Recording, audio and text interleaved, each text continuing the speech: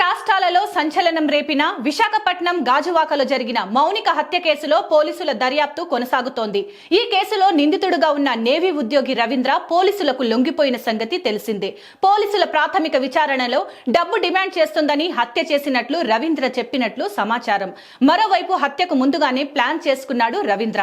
Online లో కత్తులు కొనుగోలు చేశాడు. హత్య తర్వాత రక్తపు వాసన రాకుండా ఇంట్లో సెంటు కొట్టినట్లు తెలుస్తోంది. విశాఖపట్నంలో సంచలనం రేపిన మౌనిక హత్య కేసులో పోలీసుల దర్యాప్తు జరుగుతోంది. మౌనిక హత్య కేసుకు సంబంధించి పోలీసులు ప్రాథమిక విచారణలో పలు కీలక వివరాలు వెల్లడయ్యాయి.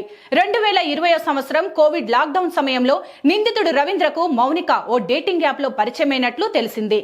ఆ తర్వాత ఇద్దరి మధ్య ప్రేమ వ్యవహారం నడిచినట్లు సమాచారం. 2023లో ఇద్దరి మధ్య బ్రేకప్ కాగా రవీంద్ర వేరే యువతిని పెళ్లి చేసుకున్నాడు. ఏడాది కిందట ఎల్వి నగర్ లోని ఓ అపార్ట్మెంట్ లో అద్దెకు దిగారు. 4 నెలల కిందట రవీంద్ర భార్య డెలివరీ కోసం పుట్టింటికి వెళ్లింది.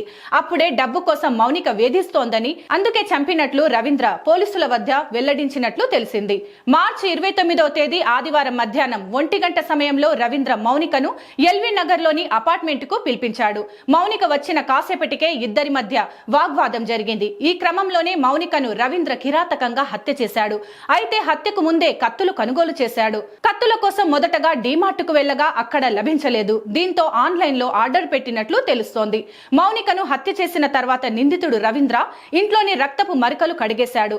ఇంట్లో రక్తపు వాసన రాకుండా సెంటు కొట్టాడు. ఆ తర్వాత మౌనిక శరీర భాగాలను ముక్కలు చేసి కొన్ని శరీర భాగాలను ఫ్రిడ్జ్ లో దాచిపెట్టాడు. మరికొన్నిటిని గోని సంచిలో పెట్టి మంచం కింద దాచాడు. తర్వాత మౌనిక తల, ఫోన్ ను దారిపాలెం తోట వద్ద తగలబెట్టినట్లు సమాచారం. ఆ తర్వాత తన స్నేహితుడికి ఫోన్ చేసి హత్య విషయాన్ని చెప్పాడు. స్నేహితుడు హెచ్చరించడంతో అనంతపురం గాజువాక పోలీసుల ఎదుట లొంగిపోయాడు.